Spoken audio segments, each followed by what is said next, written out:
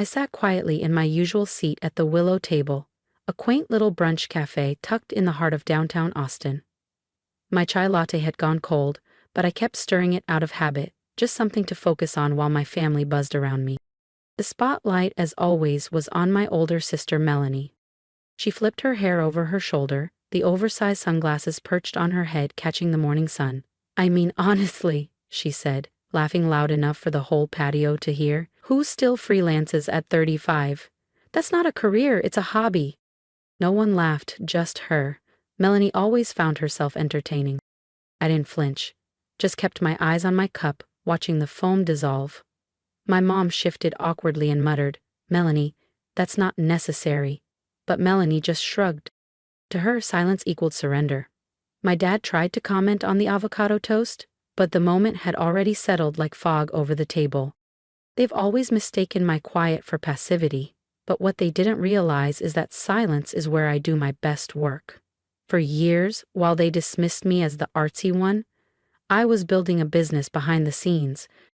At 28, I sat in a co-working space in East Austin with Nico, my college roommate, writing the first algorithms for what would become PulsePath, a behavioral data platform now used by Fortune 500 brands and public institutions alike. Now at 35, I'm the CTO and silent co-founder of a company worth over $100 million, 0 cents. I chose to remain behind the scenes, no LinkedIn profile, no media interviews, no name on the press releases. But my name does appear in the hiring database, and last week it showed up again, on a resume submitted for an entry-level PR role, submitted by none other than Melanie Crawford. I looked up for the first time that morning just as Melanie smirked and said, "Honestly, I'm thinking of applying to this up-and-coming tech firm, something called PulsePath. I hear they're going places." I smiled, stirred my cup one last time. "They are," I said, "they really are." Then I looked back down, careful not to let the flicker of amusement in my eyes show. Melanie kept talking. "I already applied," she said with a casual wave of her mimosa. "If they bring me in, I'll whip their PR budget into shape faster than anyone in that place. And if they don't hire me," she shrugged, "their loss." I bit the inside of my cheek to stop myself from laughing. That line, so bold, so smug, was straight out of the script she used to throw at me every Thanksgiving. How I'd never amount to anything hiding behind a screen. How I was wasting my prime years chasing digital shadows. And now, she's walking straight into the empire I built in those same shadows. But I didn't say a word. I didn't need to. I'd learned that truth, when timed right, has its own volume. I still remember my 12th birthday. The candles were lit, everyone was halfway through the birthday song when Melanie burst in, waving a first-place cheer trophy. "Our superstar just won regionals," my mom beamed, pulling her into a proud hug. I stood behind my untouched cake, still smiling, but no one asked me to blow out the candles. No one asked what I wished for. I carried my unopened gifts upstairs, pulled out the old Dell laptop Dad gave me, and went back to tweaking my first video game mod. Even as a kid, I found magic in what bored other people.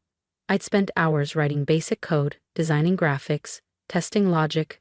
My mom used to say, "Julia disappears when she's working." My dad would chuckle, "In this house, one's a spotlight and one's a circuit board." No mystery who was which. Melanie studied media and dabbled in theater. She became a minor local personality, colorful, chaotic, camera-ready. I earned a full ride to Texas Institute of Technology, but no one came to my graduation. They were hosting a launch party for Melanie's fashion collab that day. I didn't mind. I was already planning something bigger. By 29, Nico and I had landed a government pilot contract. By 32, PulsePath was processing real-time behavior data for major clients in retail and healthcare. As of last quarter, we're worth over $100 million, 0 cents. I hold 48% ownership. And guess who's about to walk into the interview room next week? Melanie Crawford, PR hopeful. My older sister. Unaware that I'm the one who signs off on every single hire. But ask anyone on the street, they'd only know Nico Alvarez. As for Julia Crawford, she never appeared in a headline. And that's exactly how I wanted it. I never craved photo ops, champagne galas, or awkward boardroom applause. I wanted to build tools that solved real problems, systems that helped real people. That was always enough for me. As for Melanie, after her fashion label tanked due to overspending and unpaid vendors, she quietly returned to the world of marketing at a mid-size agency. Until the agency shut down. Now she's pinning her hopes on a new position she doesn't even realize I created. I'm not sure if Melanie will ever see me as more than the quiet sister with a screen addiction. But now, she's about to walk into a company where the workflows, brand pillars, and reporting tools all have my fingerprints on them. And I can't help but wonder, when she sees the name Julia Crawford in the footer of her onboarding documents or budget projections, will she connect the dots? Or will she still believe I'm just some footnote to her spotlight life, a flicker she long outshined? Part of me hopes she never finds out. Another part wants to see her expression when it finally hits. I don't need her approval, but I do want her respect. That night, back in my apartment on the 18th floor overlooking South Congress Avenue, the Austin skyline shimmered beneath a light spring haze. I opened my laptop and logged into PulsePath's admin panel. A familiar dashboard greeted me. Rows of approvals, budgets, system updates. The first item at the top. HR recommended candidate. Melanie Crawford. My breath caught for half a second. Her photo popped up on screen. Confident smile, beige blazer, resume polished within an inch of its life. I read the HR note. Strong communication, good presence, solid analytical background. Recommending her for second round interview. I didn't type a word. Just clicked the 3 dots in the top corner. Forward, copy, promote, approve. I clicked approve. She got the job. No one else at PulsePath knows who I really am. Nico and I made that pact years ago. His face is on everything, from Forbes features to keynote panels. Mine? Mine stays out of the spotlight. Not because I'm hiding, but because I'm free. Behind the title Senior Technical Advisor, I run 48% of this company. Quietly, precisely, and powerfully. Nico always respected my choice. Never once let my name slip to employees or the press. For a long time, I questioned whether staying hidden was smart or cowardly. But watching Melanie walk into the very world I'd quietly built, I realized silence wasn't just strategic, it made moments like this worth it. On her first day, I stayed home exactly as planned. Still, I pulled up PulsePath's internal security cam feed, something only 3 people in the company knew I personally engineered. From a tucked-away angle in the break room on the 9th floor, I saw her standing near the espresso machine. Her eyes flicked across the wall-mounted digital dashboard, which cycled through live project milestones and AI model performance stats. "This is the company that brought me on," she told someone nearby with pride in her voice. "The founders are ghosts. Nobody's even seen the second one." Her colleague laughed. "People say it's just a legal name, like a shadow partner." I smiled. I'd heard that theory before. Later that afternoon, Nico called me over video. He leaned back in his chair, nursing a cup of coffee. "She's off to a good start," he said, confident, maybe a little theatrical, but sharp.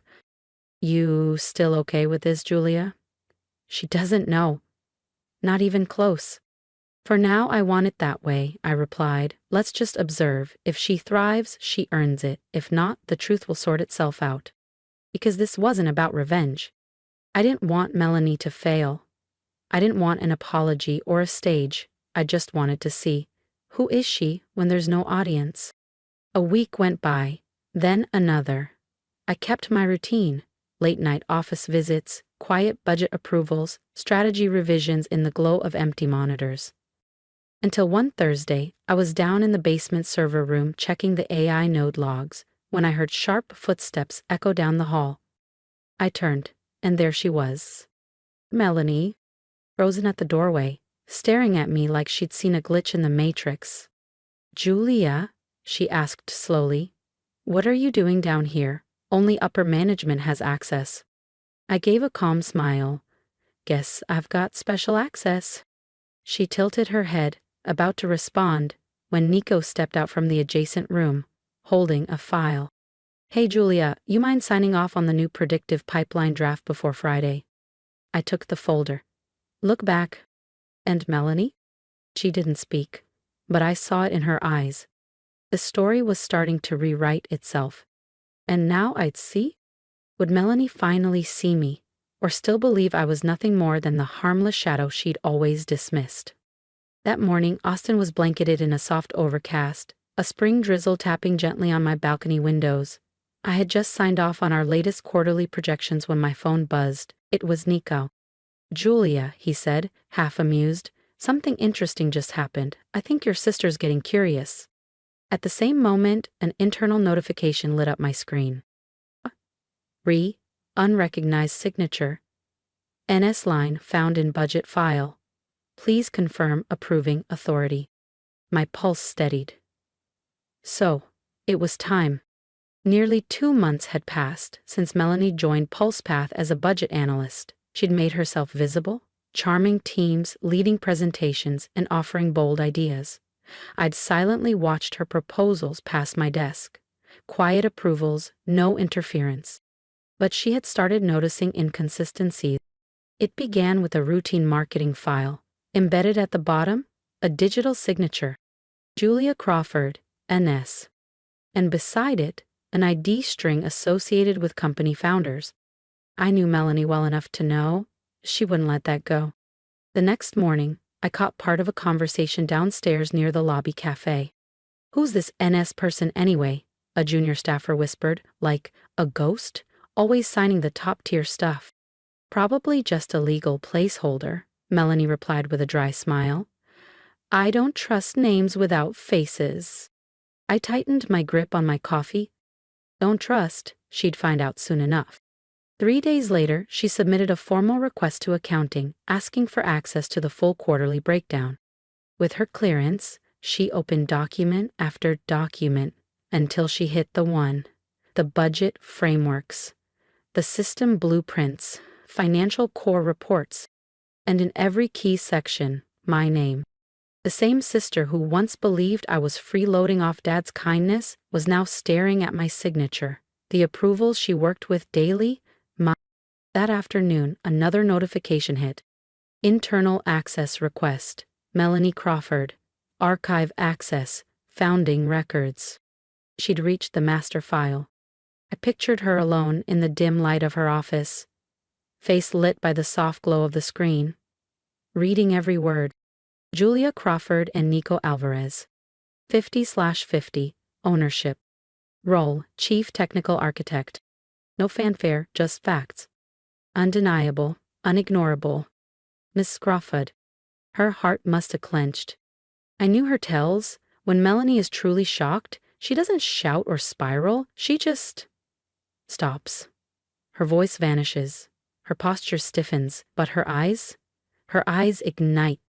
Then comes the scramble, the internal storm. This can't be real. That same afternoon, I came into the office earlier than usual. I didn't tell Nico. I just needed to see it for myself. When I walked into the 9th floor break room, she was there, alone.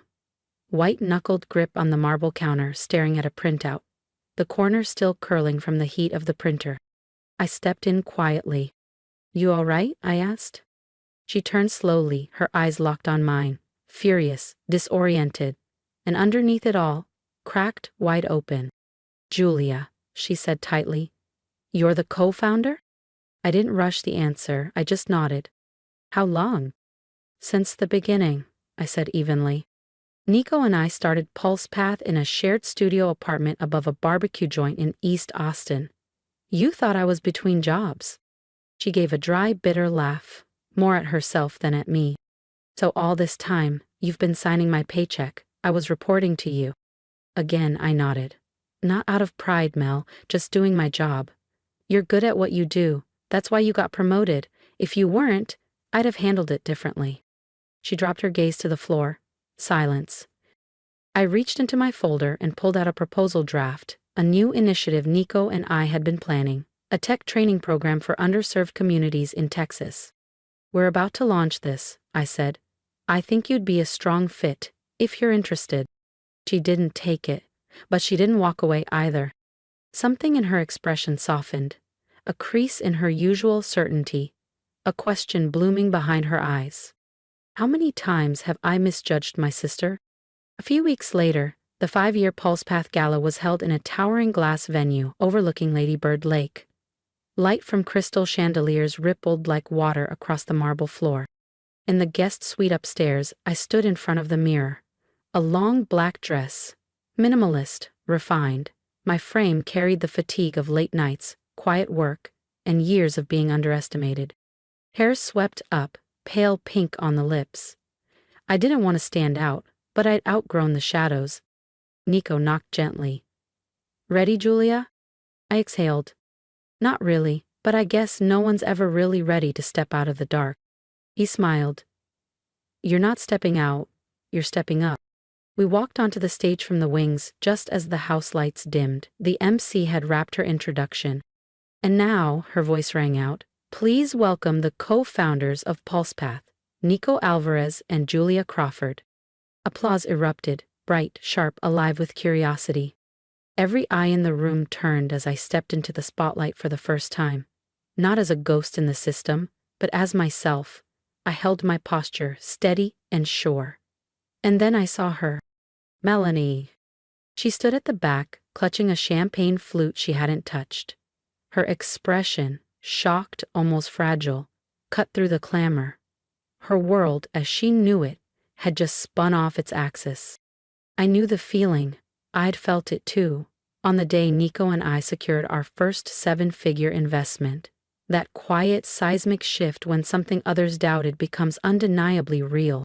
Nico spoke first. He shared our story, from a run-down studio above a BBQ joint to leading AI innovation across multiple industries.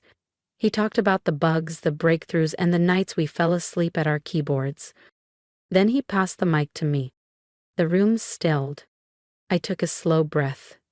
"Hi everyone, I'm Julia Crawford, and I guess for many of you, this is the first time you're actually seeing me." A ripple of warm laughter rolled through the crowd. No mockery, just surprise wrapped in kindness. I continued, "I'm not much of a public speaker. Honestly, I never thought I'd be up here. But 5 years ago, Nico and I had two things: an idea and a belief that tech should be built on trust, not ego." My eyes swept the room, then paused on Melanie.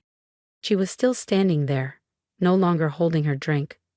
Her arms hung at her sides, her gaze locked on me, like she was trying to reconcile the stranger on stage with the sister she thought she had pegged.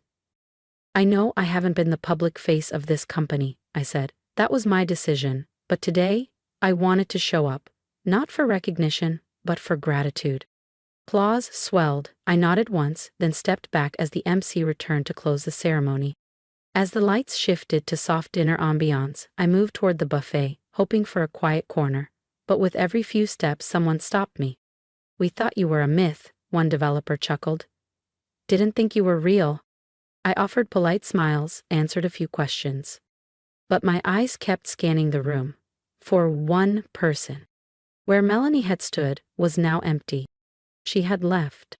I didn't know when she slipped out or how much of my speech she'd actually heard, but something inside me shifted, just slightly. A quiet space opened up, where I'd hoped for a glance, a nod, even a small shared smile from someone who had known me before any of this. Before PulsePath. That night, back in my apartment, I kicked off my heels and collapsed into the corner of my sectional. My phone buzzed nonstop. Messages from colleagues, investors, old professors, even my parents. "We're so proud of you, sweetheart, you blew us away." But from Melanie? Nothing.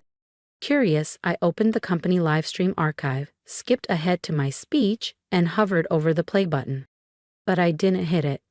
I didn't need to hear my voice again. I just wanted to know, what had she seen?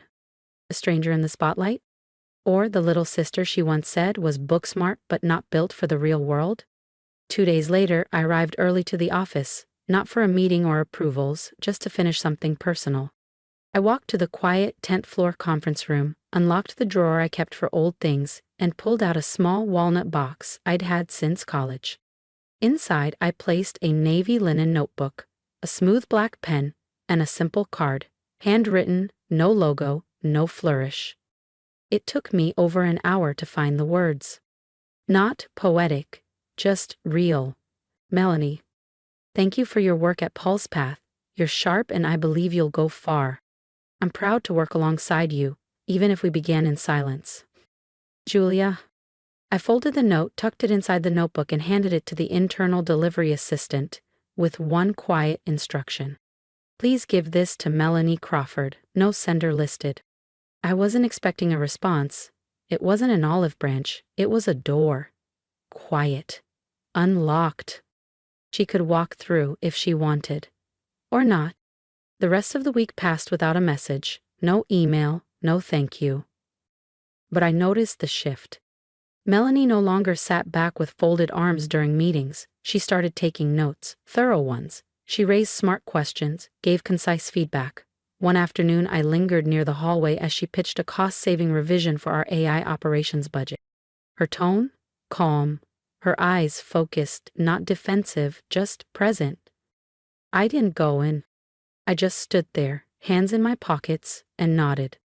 The next week, HR circulated a new proposal. Submitted by Melanie Crawford, an internal mentorship program for junior employees with a focus on women in tech. She'd proposed that a portion of our corporate social responsibility budget be dedicated to hosting free weekend career workshops, sessions led by department heads covering real-world tech skills, interview prep, and mentorship. I read the proposal 3 times, slowly. Title, Touch the Screen, Touch the Future.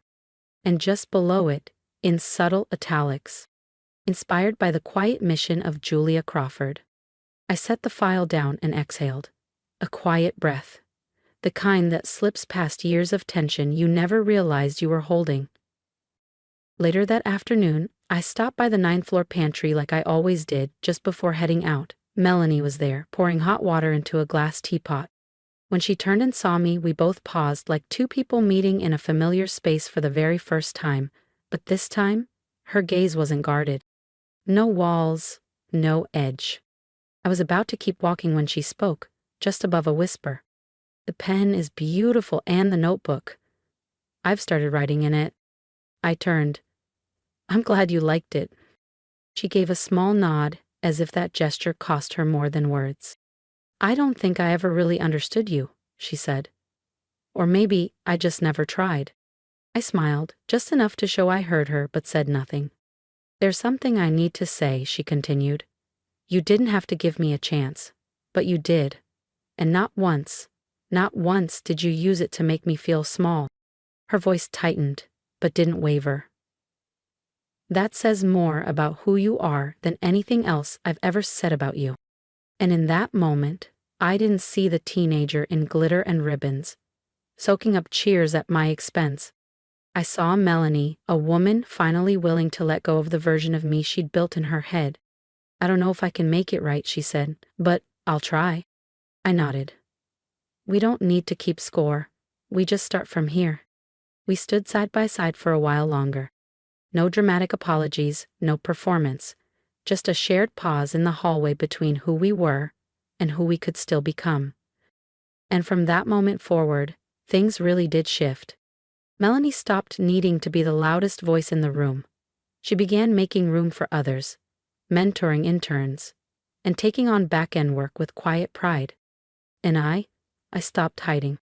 I led tech briefings, spoke at university panels, shared my story with young women in STEM. Not to show off, but to prove that you don't have to be seen to make something real. One Saturday, as I was heading out, I passed the wall of quarterly contributors.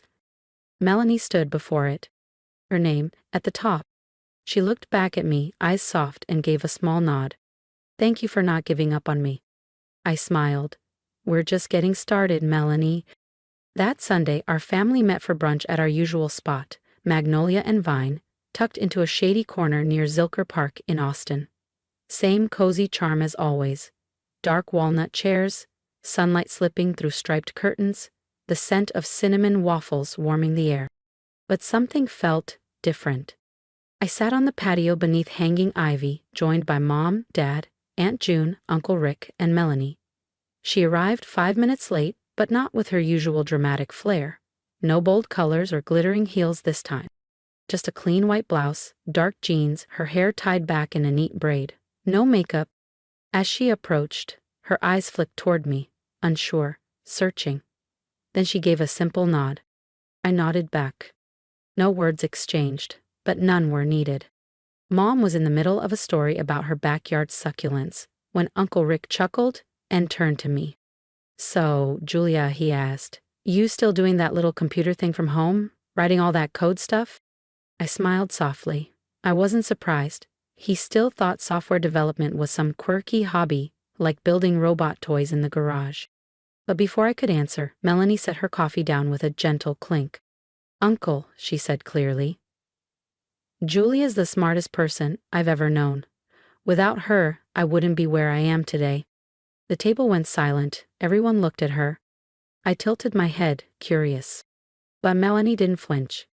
"I used to think being the loudest in the room meant I was the most confident," she continued, "but Julia taught me that real strength doesn't need applause." She looked directly at me. "Her quiet doesn't mean she has nothing to say. It means she's choosing action over ego. That's something I'm still learning." Uncle Rick blinked, startled. Aunt June gave a small, proud nod. My mom reached across the table and gently squeezed my hand. I didn't say a thing, I just looked at Melanie. And in that look, I saw everything she hadn't yet said out loud. Regret, respect, and something like healing. The conversation eventually drifted back to the weather and who was hosting Thanksgiving. But something real had happened. Something lasting. After the check came, and people started to gather their things, I stood to grab my bag. Melanie stepped closer, her jacket folded over her arm. She passed by, barely brushing my shoulder.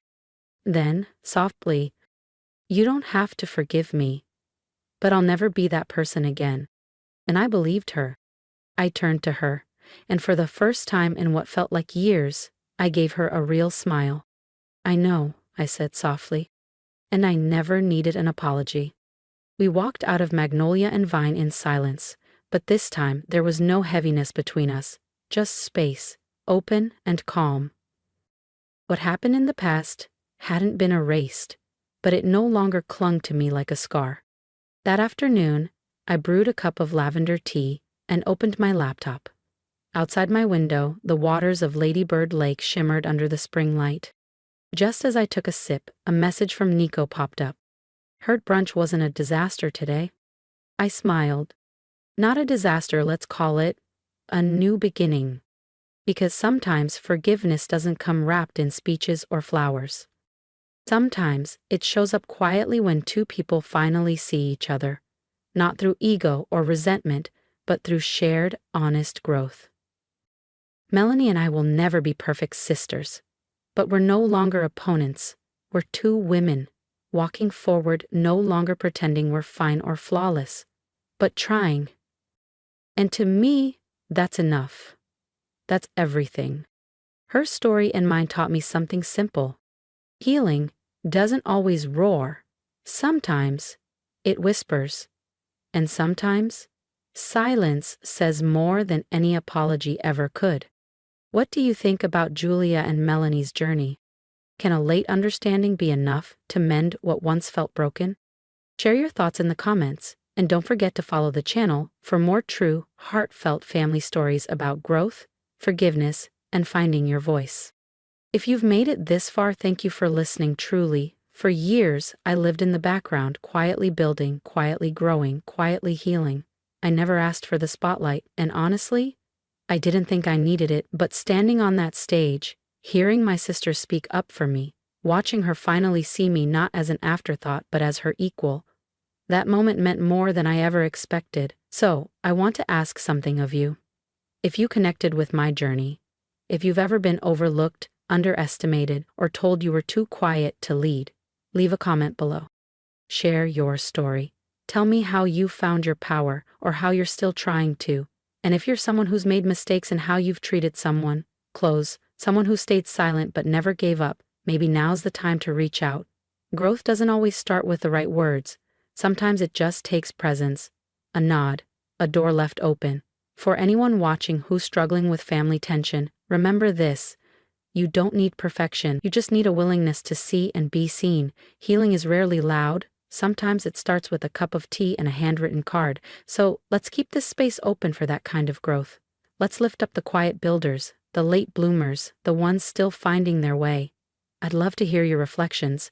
Drop a comment, subscribe for more stories like this, and if this one spoke to you, share it, because maybe someone else out there needs to know they're not alone in the quiet.